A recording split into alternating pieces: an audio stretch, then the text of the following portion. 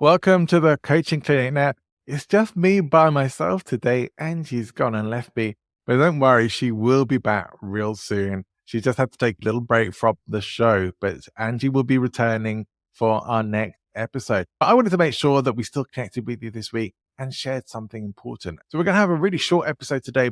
Just going to talk very quickly about state leadership. And if you're not sure what I mean by that, then stay tuned. You won't want to miss it.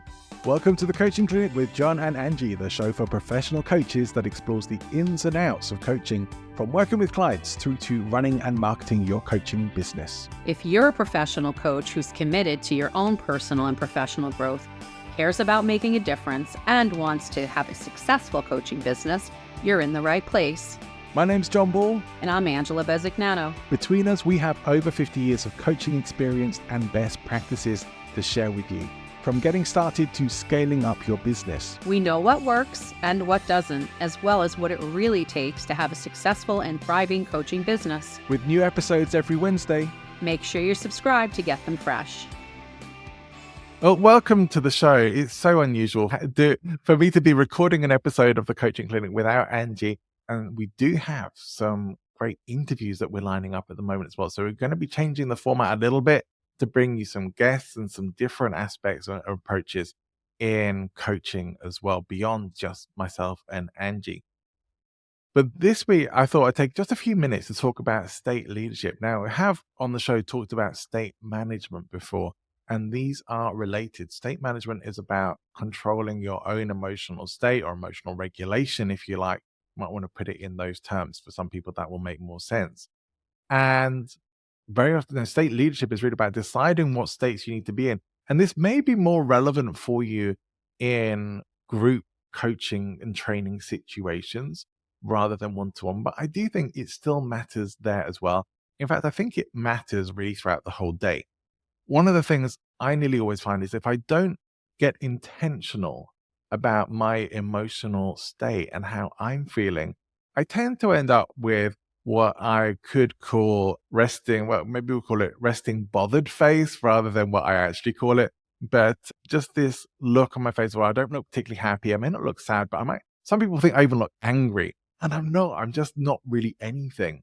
And that's usually because I haven't really done any state management work. I'm just kind of letting myself be me and go through my day. Whereas when I take control and responsibility for that and how I'm showing up energetically and decide how best I want to be, now how I would want to be showing up, how I want to be experiencing my day, that has a much bigger impact and influence on how I feel and how I interact with other people as well.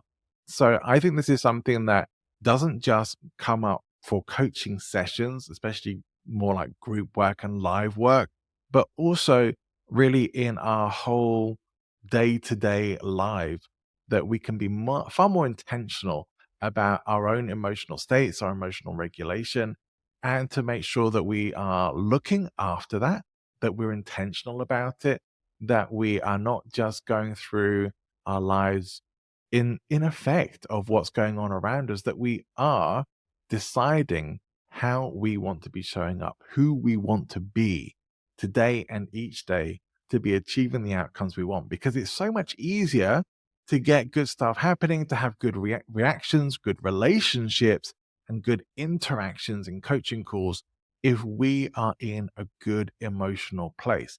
Now, you would have heard Angie say before on the show about how if you're really not there, if stuff is going on in your life and that's going to take you out of things and you just can't pull things together for that, then you are better to be honest about that and cancel your coaching sessions, cancel your events, because otherwise you're just putting on an act and you're going to keep finding yourself taken away by that. I'm sure I mentioned this in a show before about one time when I had a notification that I should never have even looked at when I was in the middle of a group coaching call that my grandfather had died. It was not the best time for me to get that news. And it obviously distracted me for the rest of that call. That was all I was thinking about, that we're going to have to go to the funeral, all the stuff that starts coming up in your head, memories of my granddad and all that. Not great when you're trying to be present with an audience, trying to be present with your clients. And so that completely messed up my own emotional regulation on that day. It's so easy to do. And if we're not aware of it, if we're not being conscious if we're not being, if we're not doing this with intention, then we're leaving it all to chance. And so much of life is like that. What we don't do with intention, we leave to chance. So I'm encouraging you to take responsibility for your own state management and your state leadership, because how we show up, the energy that we appear in our lives, does have an impact and an influence on the people who we interact with and engage with, professional situations and even in non-professional situations. So that's what I want to leave you with today. We'll be back next week talking about some interesting aspects of coaching and maybe how some people perhaps accidentally end up getting into coaching. You won't want to miss that. Angie will be back. We'll be in full flow and normal service will resume at the coaching clinic. But for now, this week, the doors to the coaching clinic are closed and we'll hope to see you again very soon. Take care.